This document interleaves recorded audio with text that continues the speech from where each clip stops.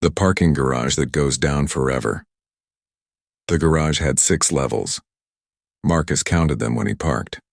Level 3. Same as always. He worked late shifts at a hospital in Phoenix, and the underground garage was usually empty after midnight.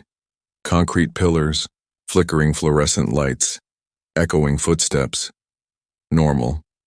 Until tonight. Marcus finished his shift at 1:38 a.m. He took the elevator down to level 3. The doors opened.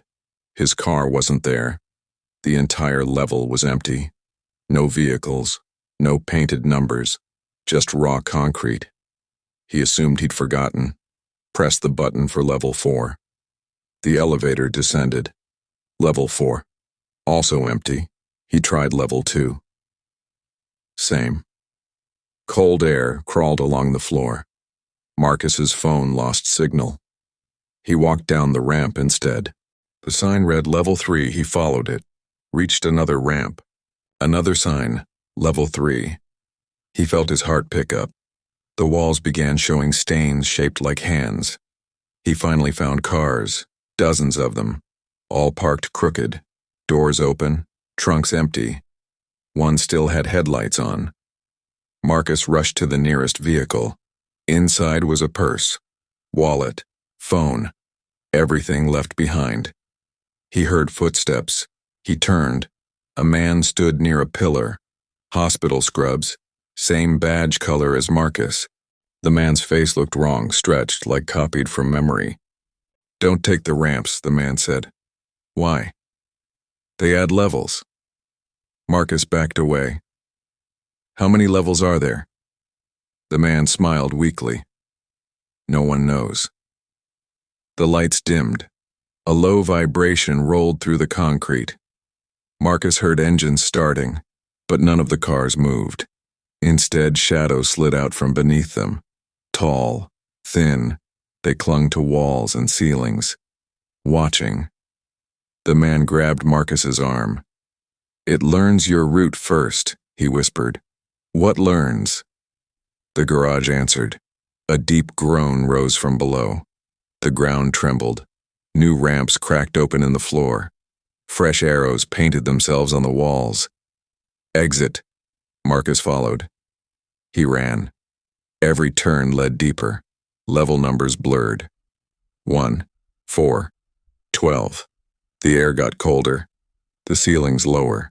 He passed people sitting beside their cars, whispering to themselves. Some were half-merged with concrete. Some had tires growing through their legs. He found a stairwell. He climbed. 3 flights, 4, 5.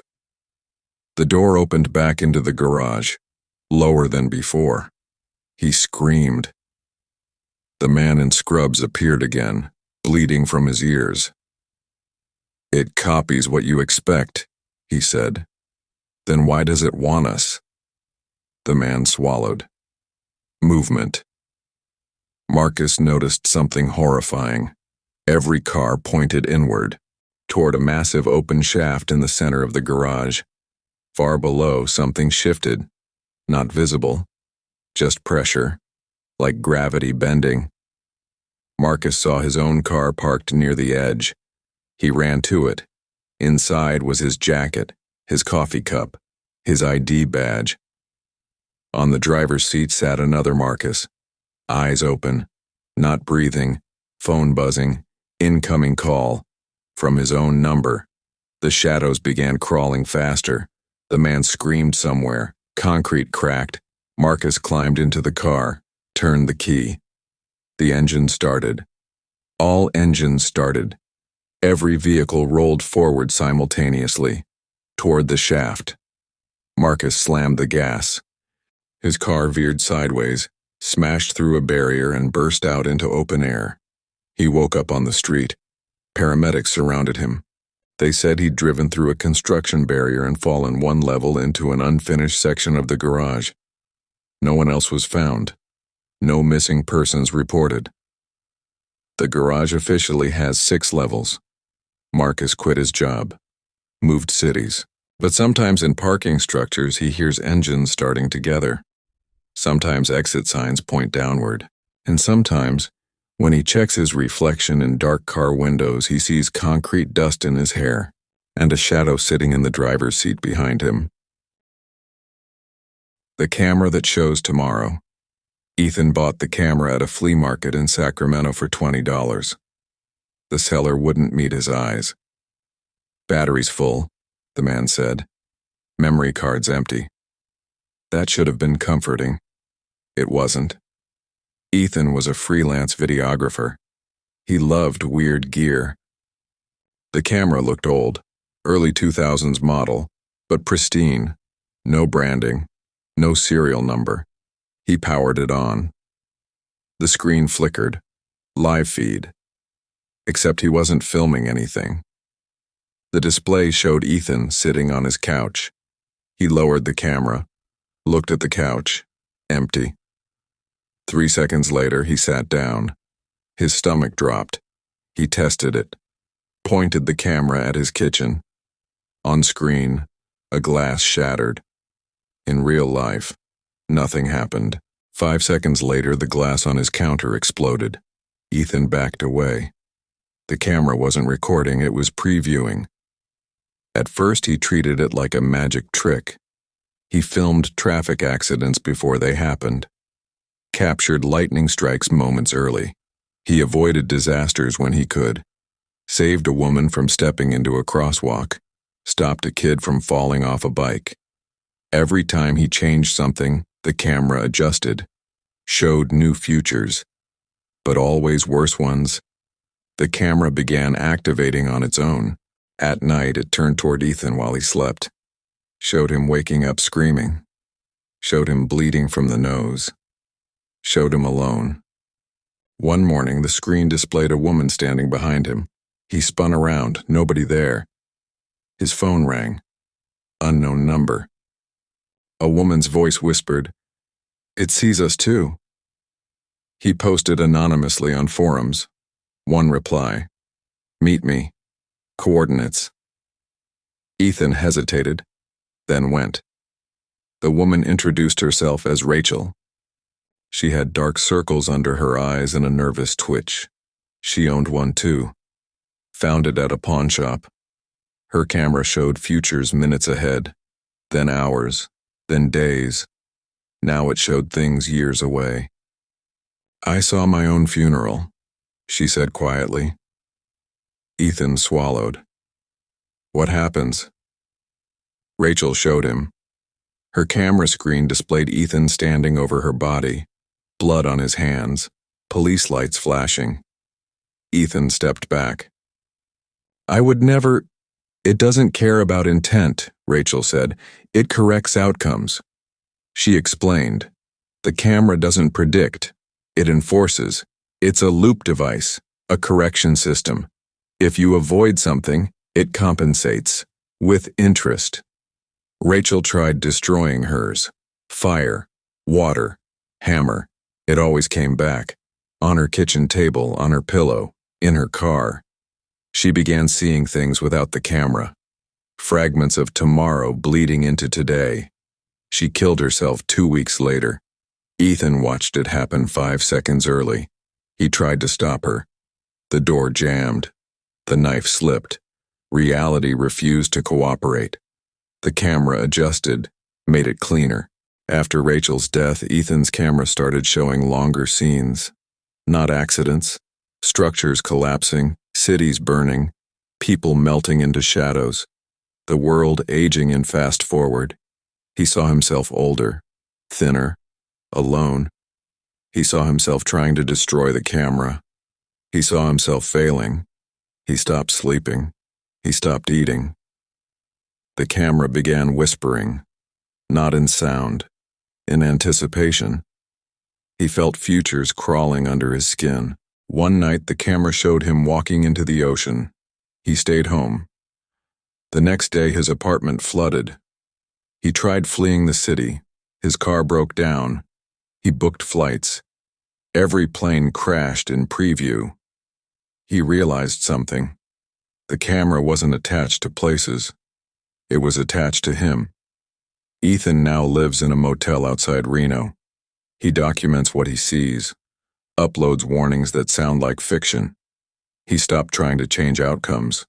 He just records. Sometimes he films strangers, shows them their futures. Most don't believe him. Some beg, some scream, some disappear. Ethan's latest preview lasts 6 minutes. It shows the sky folding inward, buildings bending like wet cardboard, people screaming without mouths, and Ethan holding the camera crying, whispering, "I tried." The camera turns toward whoever is watching. Your reflection appears, 3 seconds before you notice. The phone call from room 911. The hotel was fully booked. That's what the front desk told Alex. But every hallway felt empty. He arrived in New Orleans just after midnight, soaked from rain, exhausted from a delayed flight and a missed connection. The Grand Larkspur Hotel looked beautiful from outside. Gold-trimmed windows, warm lights, old-world charm. Inside, it smelled faintly of bleach and roses. The clerk handed him a key card. "Room 914, she said. Alex frowned. "No 9th floor?" She blinked once, then smiled. "Elevators to your left."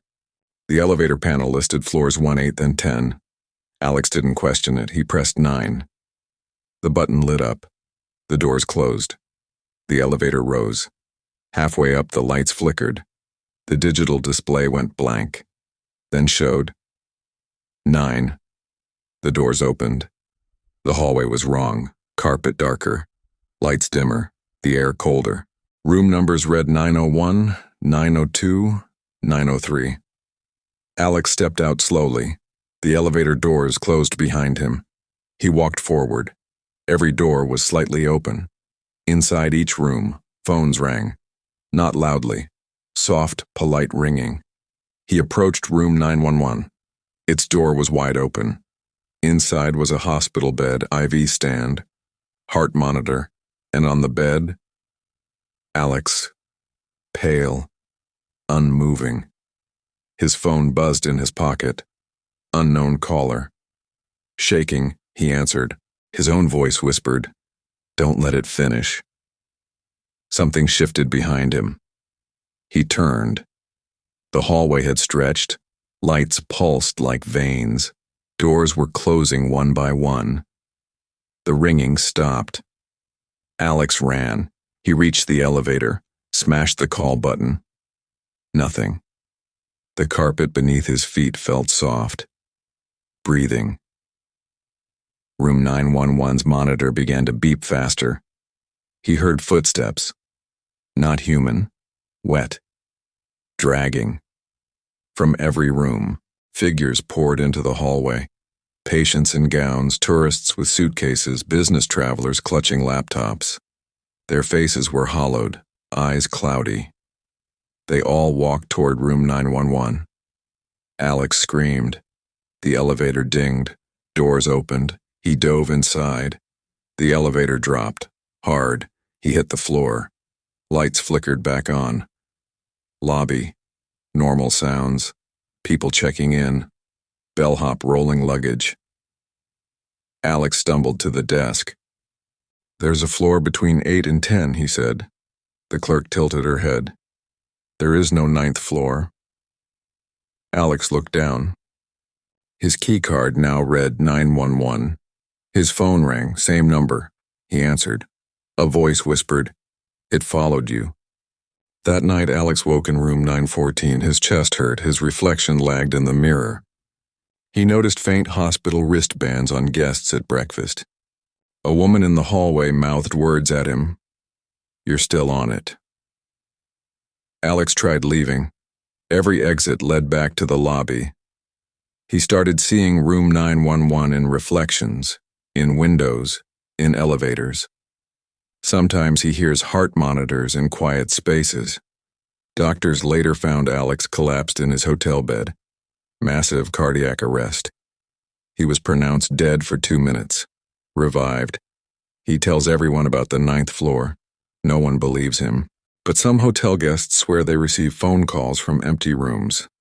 Sometimes the caller sounds exactly like them, And somewhere between floors, room 911 is still waiting, finishing what it started.